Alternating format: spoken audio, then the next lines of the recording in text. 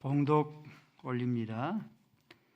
태초부터 있는 생명의 말씀에 관하여는 우리가 들은 바요 눈으로 본 바요 자세히 보고 우리의 손으로 만진 바라. 이 생명이 나타나신 바 된지라. 이 영원한 생명을 우리가 보았고 증언하여 너희에게 전하노니 이는 아버지와 함께 계시다가 우리에게 나타내신 바 된 이시니라. 우리가 보고 들은 바를 너희에게도 전함은 우리와 사귐이 있게 하려 함이니 우리의 사귐은 아버지와 그의 아들 예수 그리스도와 더불어 누림이라. 우리가 이것을 쓰면 우리의 기쁨이 충만하게 하려 함이라. 우리가 그에게서 듣고 너희에게 전한 소식은 이것이니 곧 하나님은 빛이시라. 그에게는 어둠이 조금도 없으시다는 것이니라. 만일 우리가 하나님과 사귐이 있다고 하고 어둠에 행하면 거짓말하고 진리를 행하지 아니함이거니와 그가 빛 가운데 계신 것 같이 우리도 빛 가운데 거하면 행하면 우리가 서로 사귐이 있고 그 아들 예수의 피가 우리를 모든 죄에서 깨끗하게 하실 것이요 만일 우리가 죄 없다고 말하면 스스로 속이고 또 진리가 우리 속에 있지 아니할 것이요 만일 우리가 우리 죄를 자백하면 그는 미쁘시고 의로우사 우리 죄를 사하시고 우리를 모든 불의에서 깨끗하게 하실 것이요 만일 우리가 범죄하지 아니하였다 하면 하나님을 거짓말하는 이로 만드는 것이니 또한 그의 말씀이 우리 속에 있지 아니하는 것이니라. 아멘. 아버지 하나님, 생명의 말씀으로 우리를 영원한 생명회로 동참하게 하여 주셨사오니 생명 안에서 기뻐하며 생명이 우리 안에 충만하게 하시고 예수의 생명으로 인하여서 저희들이 기뻐하며 감사하며 소망하며 외치며 전할 수 있는 기쁨을 허락하여 주옵소서. 말씀을 들을 만한 귀를 허락하여 주옵소서. 예수 그리스도의 이름으로 기도 올리옵나이다. 아멘. 오늘부터 요한 1서 강해하도록 하겠습니다. 서론이 조금 어렵습니다. 들을 귀 있는 자는 들을지언정 영적인 귀가 열린 자만이 들을 수 있습니다. 옆에 사람과 서로 졸지 맙시다. 인사합시다. 우리 반석이 졸지 맙시다. 아멘. 예. 요한 1서는 예수님의 12제자 가운데 사도 요한 저자입니다. 마가복음 1장 29절에서 사도 요한에 대해서 세베대의 아들이다, 야고보의 형제다. 요한과 야고보가 같이 많이 등장하죠. 야고보의 형제입니다.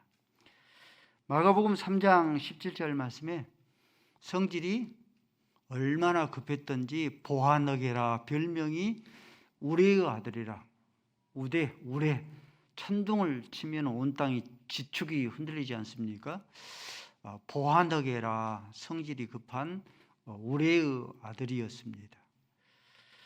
마태복음 20장 20절 말씀에 세베대의 어머니가 예수께 와서 당신의 나라가 임하면은 하나는 우회정에 하나는 좌회정에 앉게 하여 주옵소서 이렇게 고하곤 했습니다.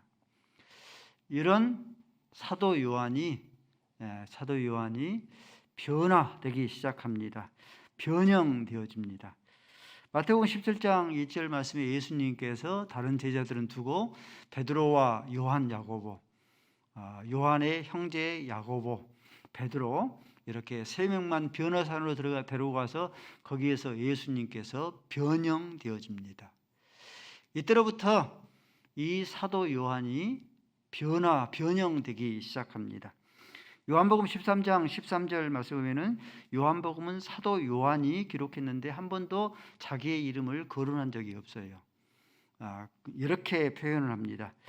요한복음 13장 17절 말씀에 사랑의 사도라라고 표현을 하는데 예수님의 제자인 하나, 곧 그가 사랑하시는 자, 사랑받는 자, 사랑의 사도, 그가 예수의 품에 의지하고 누웠다. 이게 바로 사도 요한입니다. 요한복음 18장 15절 말씀에 예수님께서 대제사장 가야바에게 끌려갈 때 다른 제자들은 다 뿔뿔이 흩어지고 도망쳤잖아요. 근데 베드로와 말씀해 보니까 또 다른 제자 한 사람이 사도 요한입니다. 사도 요한이 예수님께서 가야바에게 끌려갈 때에 거기에 함께 뒤쫓아갈 정도로 신실한 그런 제자, 변화된 제자가 되었습니다. 그러다가 이 사도 요한이 초대교회, 예수님께서 부활 성천하고 초대교회의 그런 핵심적인 지도자가 되어집니다. 사도행전 3장 1절, 다른 말씀도 찾아볼 수 있는데 사도행전 3장 1절 말씀에 보니까 베드로와 요한이 성전으로 올라가 기도한 시간이죠. 올라갈 때 날면서부터 안진뱅이 된 자를 일어서게 합니다. 베드로가 그랬다는 것도 아니고 이제 함께 요한도 함께 날 때부터 안진뱅이를 일으켰다. 그러다가 예루살렘 교회의 지도자로 이렇게 핵심적인 그런 인물로 쓰임 받다가 사도 바울이 개척한 에베소 교회를 목회했다라고 합니다. 또 교부들에 의하면은 네로 황제의 박해부터 시작하거든요. 네로 황제의 박해 다음에 도미티안 황제가 로마 황제로 다스립니다. 도미티안 황제는 AD 81년에서 91년까지 로마를 통치하거든요. 이때 반모섬에 유배되어서 계시록을 기록합니다. 그러고 나서 도미티안 황제 다음에 트라이안 황제거든요. 트라이안 황제는 로마를 98년에서 117년까지 통치하는데 사도 요한이 이때까지 생존했다라고 교부들은 전합니다. 사도 요한입니다. 이 요한 일서를 어디서 기록을 했는가? 에베소 교회를 목회했다고 그랬죠. 그래서 에베소 교회를 목회하고 있을 때에 이 요한 일서를 기록했을 것이다. 언제 기록했는가? 요한복음도 사도 요한이 기록을 했는데 사도 요한복음은 AD 90년대 정도의 기록이 됩니다. 최소한도로 그 다음에 100년, 90년에서 100년 사이에 이 요한 일서를 기록을 했을 것이라 이렇게 여겨집니다. 수신자가 누구인가? 각 서신들마다 수신자가 있죠. 근데 이 요한 일서의 수신자는 특정인이 없습니다. 하나님을 믿는 모든 일반 교회 전체의 성도들, 요한일서 1장 1절 말씀이니까 나의 사랑하는 자녀들아. 2장 18절 말씀에도 아이들아 그러죠. 어떤 특별한 수신자가 없고 자녀들아, 영적인 자녀들아, 아이들아 하는 걸 봐서 특정인이었고 예수를 믿는 모든 성도들을 가리킵니다. 기록, 요한 일서의 기록 목적이 무엇인가? 왜 요한 일서를 기록을 했는가? 당시의 최대의 이단이 영지주의입니다. 영지주의는 하늘은 영은 거룩하고 깨끗하고 땅의 것은 육은 악하고 더럽다 하는 그런 상상입니다. 근데 거룩하신 하나님께서, 영이신 하나님께서 악하고 더러운 육체의 몸을 입고 이 땅에 성육신할 수 없다라고 이렇게 거짓 가르침을 가르쳤어요. 그러므로 예수님의 신인 양성론을 부인했습니다.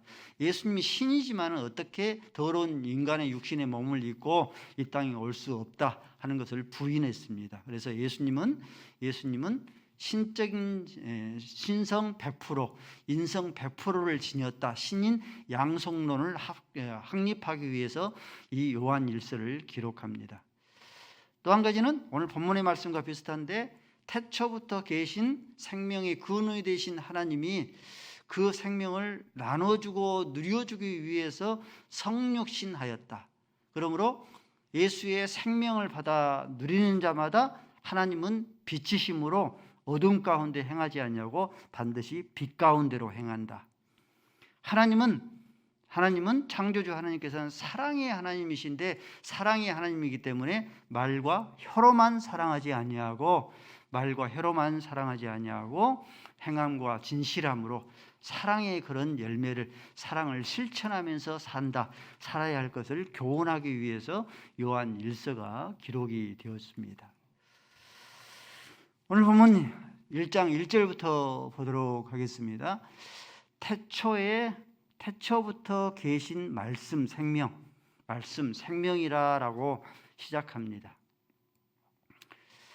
요한 1서도 사도 요한이 기록했는데 요한복음도 사도 요한이 기록을 했죠. 아주 많이 비슷한 면이 많이 있습니다. 요한복음 1장 1절 말씀을 보십시다.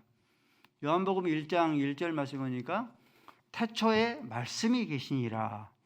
이 말씀이 하나님과 함께 계셨으니 이 말씀이 곧 하나님이시니라. 무슨 뜻인지 알겠습니까? 예. 태초에 말씀이 계신 거예요. 이 말씀이 로고스입니다. 로고스인데 말씀은 예수님을 가리켜요. 하나님의 아들 예수님 이 말씀을 가리켜요. 이 말씀이 하나님과 함께 계신 거예요. 성부 하나님과 함께 계신 거예요. 영원 전부터 시간이었기 때문에 영원 전부터 함께 계신 거예요. 근데 이 말씀 예수님은 곧 누구시다? 예수님은 곧 하나님이시다. 예수님은 성부 하나님으로부터 어떻게 출현되신 분이 아니고 예수님은 피조물이 아니고 예수님은 곧 성부 하나님과 똑같은 하나님이시다. 삼위일체를 반박할 수 있는 대표적인 근거 구절입니다. 이와 똑같은 그런 원리로 오늘 본문 1장 1절 말씀에 태초부터 있는 말씀, 생명, 말씀이 예수님이죠. 그 예수님이 태초에 하나님, 성부 하나님과 계시다가 그 생명이 계시다가 그 생명을 예수님께서 지니고 있는 영원한 그런 생명을 나눠주기 위해서 나타나신 바 되었다. 나타나신 바 됐다는 것이 성육신입니다. 이 땅 위에 예수님의 생명을 모든 자가 누리고 나눌 수 있도록 이 예수님께서 태초에 생명이 되신 예수님께서 이 땅에 사람의 몸을 입고 오신 바 된 거예요. 이 땅에 오셨는데 이 사도 요한이 그 생명을 받아 누린 바 된 거예요. 얼마만큼? 눈으로 보고 귀로 듣고, 그냥 어렴풋이 아니라 눈으로 보고 손으로 만지고 귀로 들을 만큼 그 생명을 누린 바 되었다. 이 생명이 3절 말씀에 이 생명이 너무나 크고 귀하기 때문에 이 생명을 사도 요한 안에 가둬두지 아니하고 이 생명이 흘러갈 수 있도록 전하여서 그래서 많은 영적인 핏덩어리들이 탄생하게 되었다. 사도 요한이 이러한 생명을 전하는 그런 이유가 무엇인가? 자기 안에 있는 예수님의 그런 생명으로 말미암아서 기뻐하고 감사하기 때문에 이것이 너무나 감격이 크기 때문에 자기 안에 가둬두지 아니하고 흘러가도록 외쳐 전하여서 바로 예수님 하나님과 사귐이 있게 해서 너희도 하나님의 생명을 받아 누릴 수 있도록 내가 외치고 전하는 것이다. 4절 말씀에 이것을 쓴 것은 요한 1서를 쓰는 것은 우리의 기쁨이 우리 안에서 충만하게 하려 하심이라. 사도 요한의 기쁨이에요. 사도 요한의 기쁨은 태초부터 계신 생명, 이것은 지존자 하나님만이 소유하고 있는 영원한 그런 생명이죠. 아무도 감히 넘볼 수 없는 영원한 그런 생명이죠. 그렇죠. 어느 피조물도 넘볼 수 없는 그런 생명입니다.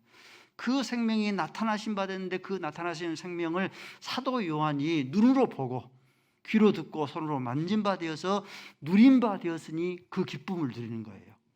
나의 기쁨을 너희와 함께 누리려 하심이라. 또 한 가지 기쁨은 이 생명이 너무나도 크고 감격적인 것이기 때문에 아무 피조물이라도 감히 넘볼 수 없는 그런 생명이기 때문에 이 생명을 자기 안에 가둬두지 아니하고 이 생명을 흘러가도록 외쳐 전하여서, 그래서 영적인 핏덩어리가 탄생되는 그 모습을 보고 이 사도 요한이 한없이 기뻐한다. 우리 여인들 한 생명을 낳기 위해서 10개월 동안 만삭의 고통, 해산의 고통을 당하지 않습니까? 그러면서 내가 다시는 출산하지 아니하리라 다짐하고 맹세하죠. 남편에게 협박하기도 합니다. 둘째 날차고 나한테 요구하지 말라고 그렇게 협박하곤 하죠. 끊임없이 다짐하고 맹세하죠. 근데 새로운 생명, 핏덩어리를 안고부터는 그 순간에 그런 이 고통이 다 사라져버리고 그 안에 기쁨이 넘쳐나죠. 만삭의 고통, 해산의 고통 한순간에 다 잊어버리고 둘째를 또 나고 출산하곤 하죠. 이겁니다.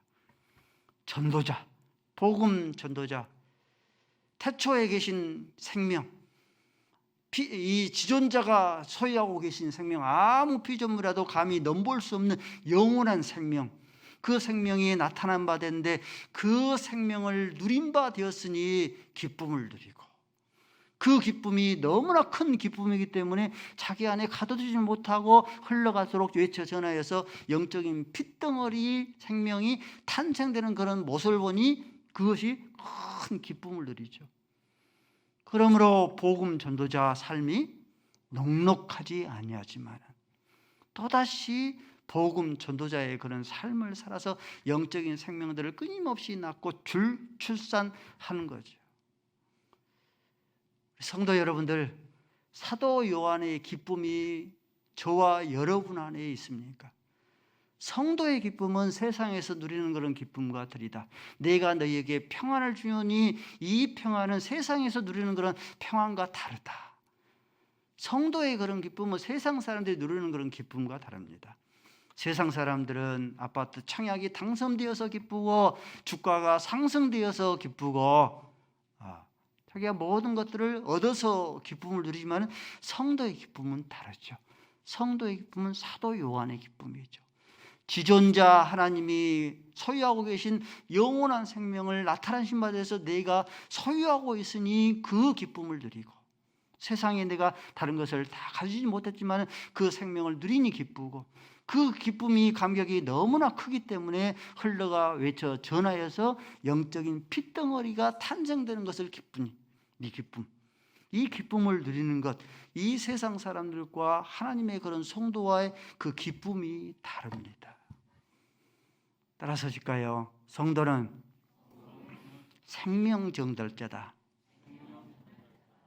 성도는요, 누구냐면 생명을 얻고 생명을 전달하는 생명의 전달자, 복음의 전달자입니다. 생명을 얻은 자가 생명을 낳아요. 생명이 생명을 낳는 겁니다. 한 해 한 영혼의 생명을 구원하자. 우리 전도부를 주체로해서 끊임없이 아멘. 뜨겁지 않는 기도는요, 하나님 나라에 상달되기는 식어버립니다. 한 영혼의 생명을 구원하려면 피눈물, 간절하고 절박한 그런 기도가 필요하고, 찾아가서 손을 내밀어야 되고 시간과 물질을 쏟습니다. 그래서 얻어지는 생명이 행복한 교회 가운데 적지 않다고 그랬죠. 많은 성도들이 복음 전도자를 통하여서 태신자를 품고 위에서 눈물로 기도하고 시간과 물질을 쏟아주니 구원 얻은 그런 성도가 적지 않지 않습니까? 우리 행복한 교회 가운데 그 생명이, 핏덩어리 같은 생명이 탄생되는 그 모습을 보니 기뻐함으로 고통을 다 잊어버리고, 또 복음 전도의 삶이 녹록하지 않지만 그러죠. 또다시 태신자를 품고 태신자를 위해서 피눈물을 쏟아서 눈물을 흘리고 그 영혼을 위해서 시간과 물질을 쏟는 거죠. 누가 복음 전도자의 삶을 살겠습니까? 어떤 자만이 생명의 전달자의 그런 삶을 사는가? 지존자 하나님이 소유하고 계신 생명을 내가 얻은 바 되었으니 기뻐하는 그런 성도만 복음 전도자, 생명 전달자의 삶을 살 수가 있고, 내가 복음을 전하여서 생명의 영적인 그런 이 핏덩어리의 생명이 탄생되는 그 모습을 보면서 기뻐할 수 있는 그런 성도만이 복음 전도자의 삶, 생명 전달자의 삶, 복음 전도자의 그런 삶이 넉넉하지 않지만은 마음에 눌림이 있고 나도 바쁜데 할 일도 많은데 시간 쏟고 물질 쏟고 그들에게 눈물을 쏟아서 복음 전도자의 삶을 살아갑니다. 우리 옆에 성도들과 서로 따라서 하십시다. 서로 말씀합시다. 사도 요한의 기쁨을 누립시다. 사도 요한의 기쁨이에요. 사도 요한이 기쁨을 누리지 않습니까? 이 기쁨을 누리기 때문에 이 기쁨을 너희에게 전하면 너희로 하여금 하나님과 사귐이 있게 하여서 너희로 하여금 예수의 생명을 누리게 하려 함이라. 우리 안에 예수의 생명이 누린 바 됐는데 우리가 예수의 생명을 누리고 있는데 내가 예수의 생명을 누리고 있다고 하는 것을 얻었다고 하는 것을 그러면 어떻게 할 것인가? 여기에 대해서 사도 요한이 말씀합니다. 두 가지 거짓말에 대해서 말씀해요. 한 가지는 5절 말씀하니까 하나님은 빛이시다. 그에게는 어두움이 태양의 주변에 어두움이 전혀 없죠. 마찬가지로 하나님은 빛이시다. 빛이기 때문에 그에게는 어두움이 조금도 없다. 근데 하나님이 하나님과 사귐이 있다고 하면서 내가 하나님의 빛이 되신 생명을 얻었다고 하면서 어두움 가운데 행하면은 거짓말하는 자예요. 진리가 그 안에 있지 아니한 자입니다. 넷플릭스 제작 오징어 게임 온 지구촌 사람들에게 화제거리가 됐습니다. 그 내용이 굉장히 신박합니다. 화제거리가 됐어요. 이 오징어 게임에서 세 종류의 기독교인이 등장을 합니다. 아내를 폭행하고 딸에게 몹쓸 짓을 한 목사. 두 번째는 징검다리를 건너는 그 게임이 있죠. 자기가 살겠다고 밀쳐내는 유선자. 세 번째는 비가 오는데 양손이 묶여가지고 그 비 오는 것에서 서서히 죽어가고 있는데 그 안대를 벗겨주면서 몸이 괜찮냐고 어디 아픈 데 없냐고 물어야 되는데 예수님 믿으십시오 하는 야만. 이 세 종류는 모두 예수의 하나님과 사귐이 있다, 생명을 얻었다고 하는 그런 자들입니다. 그러나 이들의 삶이 빛 가운데 행하지 않은 어두움 가운데 행하는 그런 자죠. 그러므로 이들은 하나님과 사귐이 있다고 하면서도 어두움 가운데 행하기 때문에 거짓말을 하는 그런 자들이고 생명이 그 안에 있지 아니하는 그 진리가 그 안에 있지 아니한 자들입니다. 넷플릭스에서 수리남 또 한 가지 제작을 했어요. 오징어 게임보다는 재밌기는 한데 신박하지는 않습니다.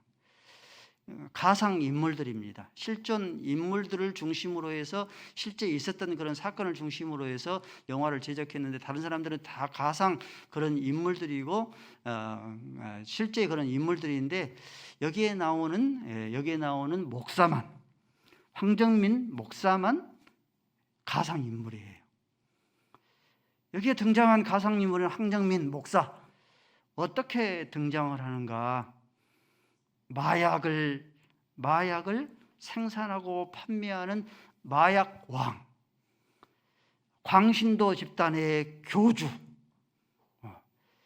마약을 밀발춘의 그런 우두머리, 끊임없이 사람을 살인하고 폭행하는 조직폭력배의 두목. 물론 가상인물이고 가상 그런 이야기지만은 이 이야기는 한국 교회가 한국 사회에 어떤 이미지로 비치고 있는가를 단적으로 보여주는 그런 이 내용들입니다. 하나님과 사귐이 있다 하면서 하나님과 내가 하나님의 예수의 생명을 얻었다고 하면서 하나님은 빛이신데 그 안에는 어두움이 조금도 없는데 어둠 가운데 거하면 그 사람은 거짓말하는 자요 진리가 그 안에 거하지 아니하는 그런 자가 온전히 되어집니다. 끊임없이 할렐루야를 입에 담고 살면서 할렐루야 외치고 살면서 마약 왕으로 광신도의 그런 교주로 살아나갈 것 같으면 감사합니다를 끊임없이 외치면서 징검다리를 건너면서 자기가 살겠다고 밀쳐낼 것 같으면은 예수님을 믿으세요. 예수님이 길이요 진리요 생명입니다 외치면서 아내를 폭행하고 딸에게 몹쓸 짓을 행할 것 같으면은 이는 거짓말하는 자요 진리가 그 안에 거하지 아니하는 그런 자입니다. 항상 강조하죠. 예수를 그리스도로 믿으면 성령 하나님이 내 안에 내주에 오셔요. 귀신만 들어도 변한다고 그랬죠. 눈동자가 변하고 힘이 세지고 무덤 사이에 살아납니다. 근데 예수님을 그리스도로 믿으면 성령이 내 안에 내주에 계시면 그 성령은 하나님이에요. 어둠이 조금도 없고 빛이 가득합니다. 그러므로 성령 하나님이 내 안에 내주에 계시기 때문에 빛 가운데로 어둠 가운데로 행하지 아니하고 빛 가운데로 거할 수밖에 없습니다. 로마서 13장 13절 말씀입니다. 낮에와 같이 단정히 해가고 술 취하거나 방탕하지 말라. 음행이나 호생하지를 말라. 14절 말씀에 어둠의 옷을 벗어버리고 빛의 갑옷을 입고 정욕을 위해서 육체의 일을 도모하지를 말라. 어둠의 일을 벗습니다. 하나님과 사귐이 있다고 하는 자, 예수의 생명을 얻었다고 하는 그런 자들은 어두운 옷, 누더기요 상복 입지 아니하고 하얀 세마포 옷을 입습니다. 상양 더디지만 왕곡 곡선을 그려요. 상양 더디지만은 왕곡 자직하지만은 곡선을 그으면서 끊임없이 상향을 향해서 가요. 김명수 목사가 85년도에 인격적으로 예수님을 만났습니다. 그때 돌이켜보니까 저는 이미 된 줄로 알았거든요. 돌이켜보니까 40년 전 아닙니까? 80년, 85년이니까 어둠의 옷을 한순간에 다 벗지를 못했더라고요. 그리고 40년이 흘렀습니다. 지금도 어두운 옷, 누더기 옷을 벗고 있습니다. 진행 중이에요. 40년 전과 지금과 여전히 상복을 입고 있을 것 같으면, 누더기 옷을 입고 같으면, 더러운 옷을 여전히 입고 있을 것 같으면, 하나님과 사귐이 있다고 하면서 예수의 생명을 얻었다고 하면서 그럴 것 같으면 거짓말하는 자이고 진리가 내 안에 거하지 아니하는 자입니다. 상복을 입고 있었으면 우리가 세마포옷으로, 회색 옷으로 세마포옷으로 바꿔 입어야 돼요. 하양, 직진, 추락 우리가 행하지 아니하고 우리가 상향, 완곡, 곡선을 그리면서 어둠도 행했다가 빛도 행했다가 그러면서도 넘어지고 다시 일어나면서 하다가도 상향, 완곡, 곡선을 그으면서 끊임없이 천성을 향하여서 하나님의 성품을 향하여서 향해갈 수 있어져야 합니다. 생명 얻은 자예요. 하나님과 사귐이 있는 자예요. 그렇지 않으면 거짓말하는 자이고 진리가 그 안에 거하지 아니하는 그런 자가 되어집니다. 또 한 가지, 예수의 생명을 얻는 것을 내가 어떻게 알 수 있을 것인가? 예수의 생명을 얻은 자는요, 예수의 생명을 얻은 자는 또 한 가지는 거짓말하는 자라 했는데, 오늘 8절, 10절 말씀 보니까 만일 우리가 죄 없다 하면은, 10절 말씀도 그러죠. 우리가 죄 없다 하면은 거짓말하는 자의 진리가 거하지 않고 하나님을 거짓말하는 자로 만드는 거였어요. 나는 죄가 없어요, 잘못이 없어요 하는 자. 이 말씀 잘 새겨들어야 돼요. 항상 우리는 이런 원리로 살아가거든요. 내가 스스로 죄 없다 하면은 그 사람은 거짓말하는 자, 진리가 거하지 아니하고 하나님을 거짓말하는 자로 만듭니다. 베드로 봐볼까요? 요한복음 13장 말씀에 보니까 예수님께서 허리에 수건을 두르시고 제자들의 발을 씻겨주려고 하니까 베드로가 자기의 발을 씻지 못합니다. 씻지 못하게 합니다. 감히 하나님이신 예수님께서 내 발을 씻을 수 없습니다. 예수님께서 내가 네 발을 씻지 아니하면 네가 나와 상관이 없다. 그러니까 내 발뿐만 아니라 내 모든 몸도 씻어 주옵소서. 그러니까 예수님께서 13장 10절 말씀에 이미 모욕한 자는 다시 모욕할 필요가 없고 손과 발에 묻은 때만 손과 발을 씻을 따름이다라고 말씀합니다. 여러분들 목욕탕 올건 끊어서 날마다 목욕을 다녀도 목욕을 했다고 손발을 안 씻습니까? 밤이 되면은 다시 손과 발에 더러운 먼지가 쌓이고 때가 끼지 않습니까? 그래서 외출하고 집에 돌아오면 가장 먼저 손발을 씻고, 식사하기 전에 손발을 씻고, 그러죠? 취침하기 전에 손발을 반드시 씻는 거죠. 이게 당연한 거죠. 마찬가지예요. 예수를 그리스도로 믿으면 우리의 모든 죄가 다 사함받습니다. 큰 죄가 됐든지 작은 죄가 됐든지 과거 의죄, 현재 의죄, 미래 의죄까지 다 씻음받고 사함받아요. 그런다 할지라도 하루를 살아가고 일주일을 살아나가고 한 달을 살아나가면은 우리가 알고 지은 죄도 짓고 모르고 지은 죄도 짓고 큰 죄, 바위덩어리는 큰 죄도 짓고 손톱만한 작은 돌멩이 그런 죄도 지어요. 이런 의미에서 의인은 없나니 하나도 없습니다.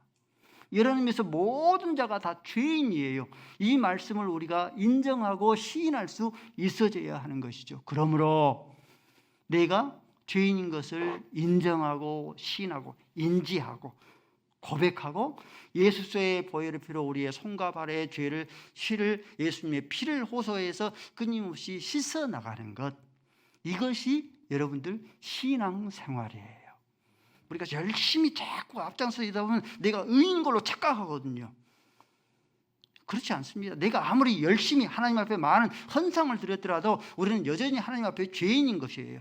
그래서 손과 발에 나의 허물을 고백하고 인지하고 예수님의 보혈의 피로 씻는 것, 이것이 신앙 생활이어야 합니다. 종교 지도자들 보십시오. 자신은 의인이다라고 자처했습니다. 일주일에 2번 금식하니, 큰 거리에서 큰 소리로 기도하니, 뿐만 아니라 이 세리들처럼 토색하지 아니하니, 최소한의 화폐로 동전으로 바꿔서 동전 헌금에 돈을 넣으면 그때는 지폐가 없으니까 땡그랑 소리가 많이 나니까 많은 헌금을 한다. 의인으로 자처했어요. 의인 줄 알았는데 예수님께서 서기관과 바리새인을 하여서 화 있은저 너희들은 죄인이로다. 7가지 화를 선포합니다. 마태복음 23장 15절 말씀에 화 있으신저 서기관과 바리새인들이여 너희 교인 한 사람을 얻기 위하여 바다와 육지를 두리 다니다가 생기면은 너희보다 배나 더 지옥의 자식이 되게 하는도다. 죄인인 거죠. 근데 여기 반해서 베드로 보십시오. 자기 의인인 줄 알았어요. 근데 죄인인 것을 고백합니다. 베드로는 날 때부터 어부입니다. 고기 잡는 일을 하면은 아주 천부적인 그런 재능을 지니고 있죠.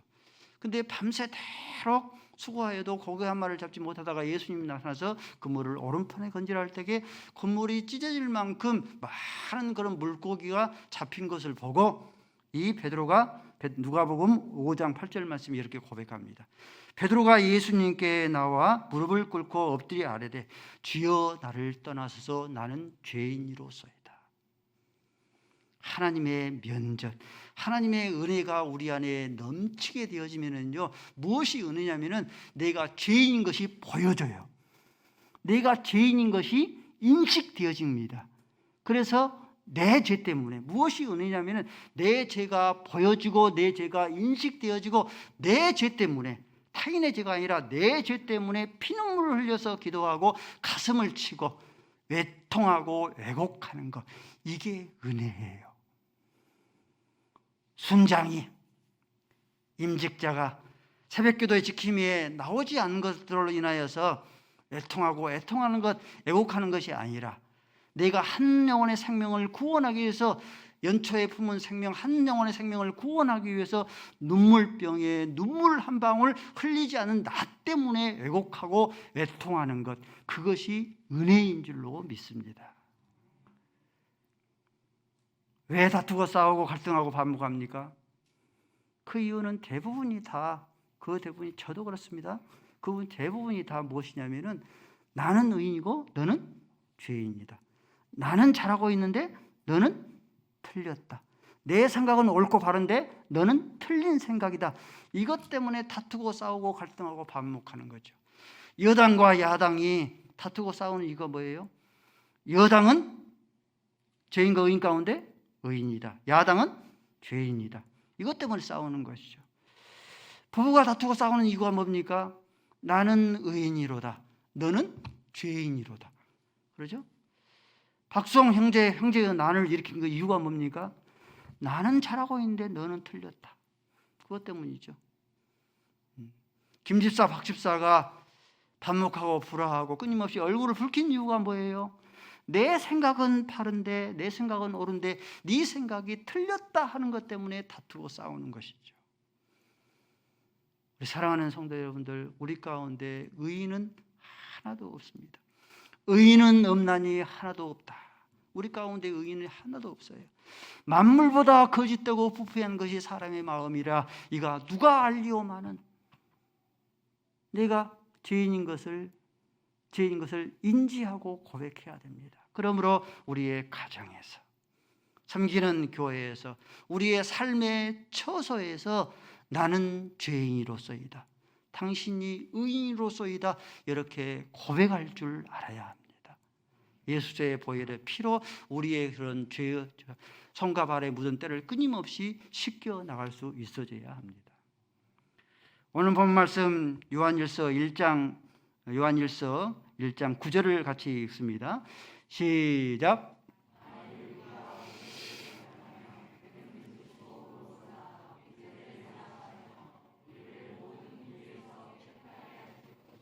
아멘. 너희가 너희의 죄를 자백하고 고백하면은 죄인인 것을 나는 죄인으로서이다 나를 떠나서서 너희가 너희의 죄를 자백하고 고백하면은 예수의 보혈의 피가 모든 불의에서 우리를 깨끗하게 하실 것이라. 그러면은 우리가 죄인인 것을 고백하면은 죄인으로 머무는 것이 아니라 의인 되는 거예요. 우리의 공동체가 화목 공동체, 의인 공동체가 되는 겁니다.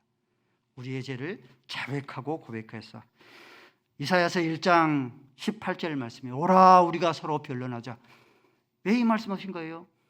사람마다 내가 의인이다라고 믿기 때문에 하나님 앞에 자기의 죄를 고백하는 오지 않는 거예요. 오라 우리가 서로 변론하자. 너희의 죄가 주홍 같을지라도 진홍 같을지라도 양털같이 흰 양털같이 이 흰 눈같이 희어질 것이라. 내가 죄인인 것을 예수와 하나님과 사귐이 있고 예수의 생명을 얻은 바 되었으니 의인 공동체가 아니라 죄인 공동체, 내가 죄인입니다 고백해서 하나님으로부터 온전히 치유받고 사함받고 의인으로 일컬음을 얻을 수 있기를 바랍니다. 아버지 하나님, 생명의 근원 되신 지존자 되신 하나님께서 성육신 하셔서 나타나신 바 되어서 나에게 생명을 나눠주고 누리도록 하기 위해서 이 땅에 오셔서 예수의 생명과 연합되게 하여 주셨사오니 감사함을 드리옵나이다. 사도 요한의 기쁨을 나도 누리게 하여 주옵소서. 지존자 되시는 하나님께서 감히 아무도 넘볼 수 없는 그 생명을 내 안에 누렸으니 큰 기쁨이 있게 하시고 그 기쁨을 내 안에 가둬두지 아니하고 흘러가도록 외치고 전하여서 영적인 갓난아이의 그런 생명이 핏덩어리 생명이 탄생되는 걸 보고 기뻐할 줄 알게 하여 주셨기를 원합니다. 예수의 생명을 얻은 자마다 하나님은 빛이시니 어둠이 조금도 있지 아니하다고 말씀하여 주셨사오니 어둠의 옷 누더기의 옷을 벗어버리고 빛의 갑옷을 입게 하시고 죄 없다 하면은 스스로 속이고 진리가 너희 안에 거하지 아니한다라고 말씀하여 주셨사오니 저마다 나는 죄인으로소이다. 우리의 가정에서, 우리의 섬기는 교회에서, 우리의 삶의 일터에서 고백하여서 아버지 앞에 온전히 옳다 인정함을 얻을 수 있는 주의 백성들이 되게 하여 주옵소서. 예수 그리스도의 이름으로 기도 올리옵나이다. 아멘.